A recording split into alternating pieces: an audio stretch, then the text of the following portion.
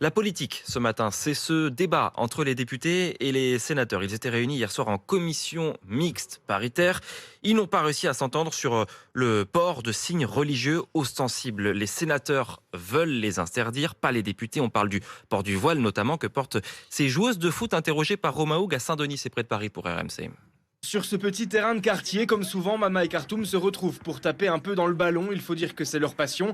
Mais pour elles, devoir retirer le voile en compétition voudrait dire tout arrêter. Un crève-cœur. Si je peux pas porter mon voile en jouant au foot, je ne souhaite pas continuer dans le foot. Du coup, c'était ne plus jouer au foot, ne plus ressentir ses émotions quand je jouais. C'était tout ça qui était en jeu. Mama, elle, s'est déjà vue refuser l'accès au stade parce qu'elle portait le hijab. Depuis, c'est angoissée qu'elle se rend chaque week-end disputer les matchs avec son club. On a la boule au ventre en fait chaque samedi. C'est pas une boule au ventre parce qu'on a peur de ne pas prendre les 3 points à la fin du match.